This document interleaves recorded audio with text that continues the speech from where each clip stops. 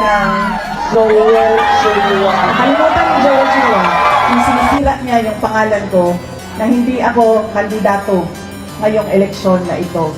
Walang mawawala sa akin. Nawala naman ang pangalan ko dahil kinuha nila at niyurakan nila. Pero nakalimutan niya, kandidato siya. Kaya ano ang dapat nating gawin para kay Apple Nieto? Kung hindi lang iboto, ano pa ang dapat natin gawin? Ikampanya.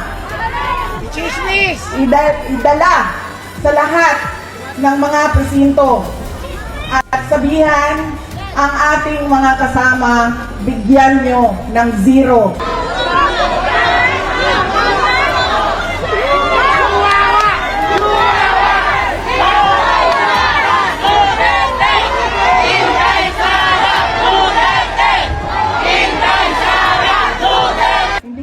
Magandang araw mga kaibigan. Pag-usapan natin yung mga matitinding birada ni BP Sara laban kay Congressman Chua and Congressman Abante at ano ang reaksyon nila.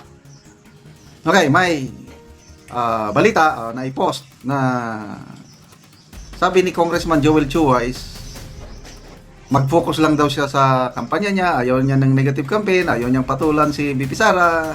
Yun. Si Congressman Abante naman, wala pa akong namomonitor na reaksyon niya except sa kanyang anak na parang nasasaktan daw. Ito naman, si Maharlika, ito maraming puting ahas itong si Maharlika. Nalalaman niya yung kaganapan sa loob. So, buljakan na post, bago lang 25 minutes ago. So, presko-presko pang post. Sabi ni Maharlika, si Boy Dila Abante at Chihuahua nagwawala sa galit dahil kinakastigo sila ni BP Sara. Tapos, mga laugh emoji. Grabing mga birada ni BP Sara. Parang nagkukwento lang siya. Joke lang. Kailang sa mga viewers, ako aliw na aliw ako sa mga ganitong style ni BP Sara. Manang-mana sa kanyang ama na si Tatay Digong. Puros pa-joke lang. Kailang ang tindi ng tama. Pero yan, tawagin kang Chihuahua, tawagin kang Snow White, pakainin ng apple.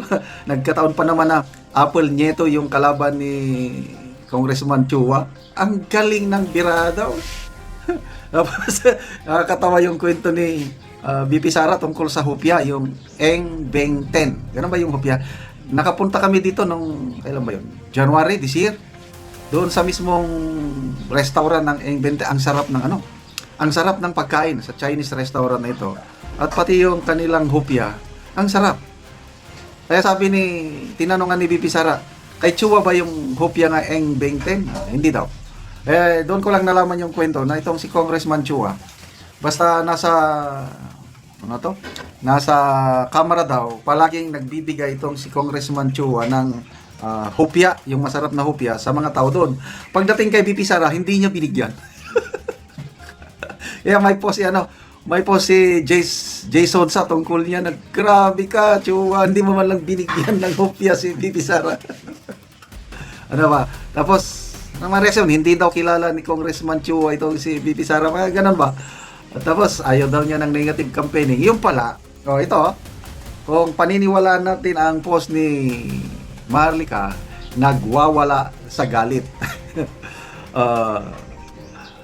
So yan, after Chua, Abante naman kagabi.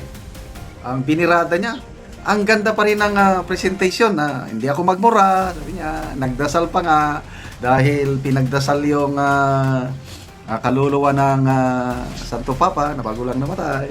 So hindi siya nagmura dahil nga ministro o bishop yung congressman sa distrito na yun. May akala ko kung ano yun, na hindi siya magmumura. Grabe. Nasaan yung props ko? Ilabas nyo. Nung inilabas yung props, yung viral na litrato ni Congressman Abante, yung nakalabas ng dila. Talagang tingnan, I don't know how will I describe it. Yung labas mo yung dila mo na labas na labas. Hindi ko nga pwedeng gawin baka mamaya. Ang sagwang tignan. ang First Lady Lisa nung inauguration ni PBBM, nailabas lang yan ng konti yung dila. O yun. Grabe, ang tagal yun na naging pulutan, sumsuman sa social media, yung nilabas ng First Lady ang dila. Kaunti lang.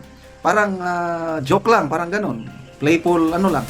Pagdating dito kay Congressman Abante, kaya gitawag siyang Boy Dila dahil grabing labas ng dila. O, tapos, napakaswabe yung banat. O, anong ibig sabihin nito? Walang respeto. Kanino siya walang respeto? Sa amin, sa mga tao. O, yeah. Congressman Abante, walang respeto. Grabe, matindi yun. Coming from a Vice President na ang ratings niya namamayagpag. Okay lang sana kung si BP Sara ngayon, balik na rin natin sitwasyon, 25% lang ang ratings niya. Parang BBM ba? Bali, wala. Kakaunti. Tingnan nyo, ang presidente ngayon, halos hindi na siya nangangampanya. Hindi na siya sumasama eh. Kasi nga, yung ratings na napakababa, parang kakaunti na lang ang maniniwala sa kanya dahil napakababa yung trust rating. Si BP Sara, 61% ang approval rating. Grabe! Kaya ang mga tao, siksikan. May nabasa akong, napanood kong reel. Halos hindi makalakad si BP Sara sa District 3, yung napanood ko. Hindi siya makalakad, papunta na ba sa stage or ano, dahil sa dami ng tao nagsisiksikan. Sabi ko, iba talaga ang Sara Magic o Sara Charisma. Ganun katindi ngayon si BP Sara. May post pa akong nabasa. BP Sara is on fire. Handa akong anong sabi niya? Makipag-away sa kanal. Tapos yung mga post na nababasa ko, ganyan talaga ang mga Bisaya. Pag na lumaban, grabing palaban. Yes, I believe so. Basta taga Mindanao. Bisaya man o mga kapatira Muslim, mababait. Bisaya, Muslim, parang wala lang, ordinaryo lang. Kaya lang, pag sinaktan mo at lalaban yan, umanda ka. Hanggang sa dulo ng walang hanggan ang labanan. Kaya, nagsisimula pa lang ito. Marami nang nagwawala na sa galit. How much more kung maging presidente siya? How much more kung malampasan niya ang kanyang impeachment trial at magpresidente by 2028? Nako, umanda na kayo dahil maraming pupulutin sa kangkungan. Salamat mga kaibigan sa inyong pagsubaybay sa ating channel. Nakakatulong kayo na malaki sa tribong Talanding ng Bukidnon dahil ang income sa channel ito is tinutulong natin sa tribo. Sa ngayon, namimigay tayo ng mga yero at pako para ma-repair ang sira-sirang bahay ng tribong Talanding. Kaya salamat sa inyong panonood na hindi